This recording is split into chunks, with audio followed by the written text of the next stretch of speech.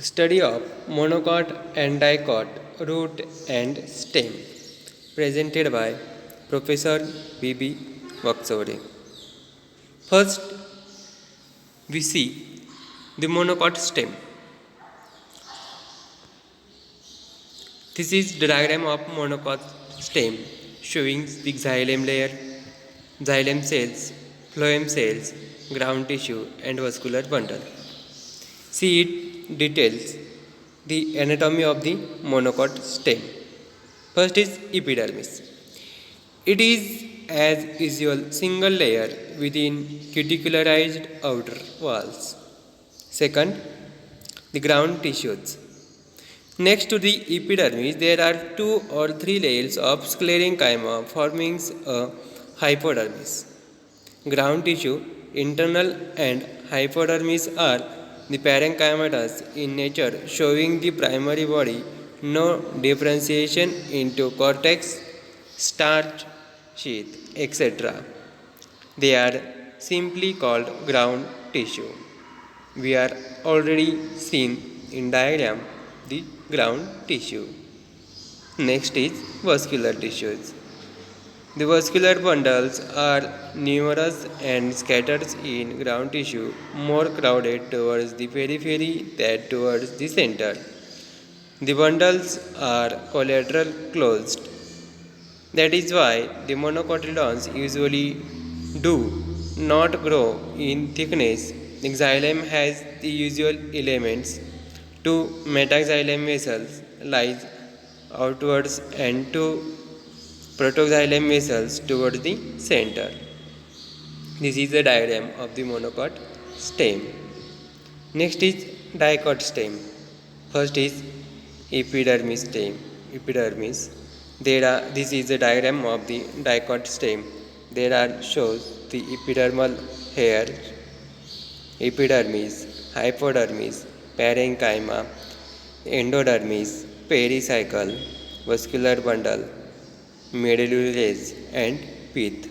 There are the ventral sections of these monocot dicot stem. There are epidermis, collenchyma, parenchyma, pericycle, phloem, cambium, metaxylem, protoxylem and pith layer. The epidermis. It is a protective outermost single layer of parenchymatous cells without intercellular spaces. The outer walls of the epidermal cells have a layer called as cuticle and multicellular hairs, that is trichomes. Next layer is cortex.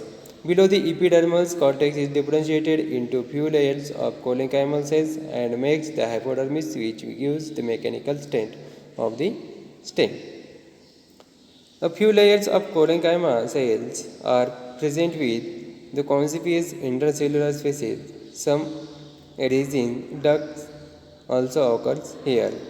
The third zone is made up from the parenchyma cells, and these cells are stored the food materials. Next is endodermis, that is starch sheath. The cells of this layer are barrel shaped, arranged compactly without the intercellular spaces. Due to the abundant starch grains in these cells, this layer is also known as the starch sheath. Next is stele. It is consists of pericycle, vascular bundle and pith. The pericycle, that is bundle cap. The pericycle occurs between the endodermis and vascular bundle. In this form, a few layers of sclerenchyma cells. Next is vascular bundle.